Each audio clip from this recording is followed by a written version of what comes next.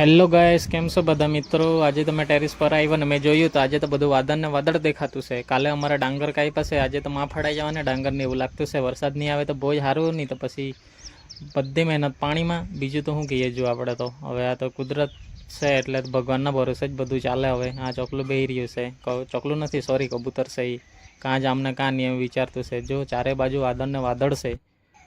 આ એક દિવસ અમે સવારના ઉઠી ગયેલા ને ત્યારે મેં વિડીયો બનાવેલો, કેટલું મસ્ત શાંત વાતાવરણ છે એમ કરીને તમને બધાને બતાવવા એમ કરીને, એટલે મેં વિડીયો બનાવી લીધેલો. ત્યારે બી આ વાદળો જ હતા.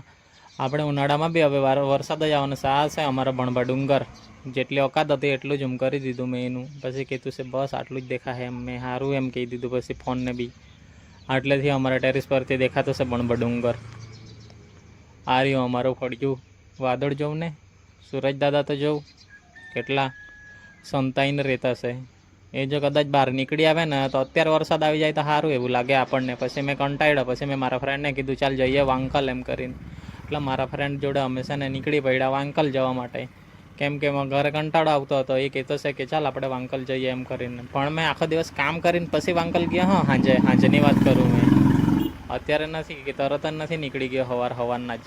અમે બધું કામ પતાવીને એની બી રજા હતી એટલે કહેતા કે ચાલ વાંકલ જઈએ એમ કરીને. એટલે પછી અમે વાંકલ નીકળ્યા, વાંકલ ગયા. કંઈ કામ નહીં હતું, ખાલી ગાડીમાં પેટ્રોલ પુરાવાનું હતું એમ. એટલે એના માટે ગયા, 300-400નું પેટ્રોલ નાખ્યું ને પછી કંઈ નહીં, ત્યાંથી પાછા સીધા આવતા રહ્યા અમે ઘરે.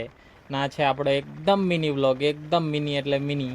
પછી તમે કહો તો આના કરતાં બી મિની બનાવી દઉં, એકદમ શોર્ટમાં પતાવી દઉં આ 10 સેકન્ડનો વ્લોગ. ચાલો ભાઈ, મળીએ આપણે આગલા વ્લોગમાં.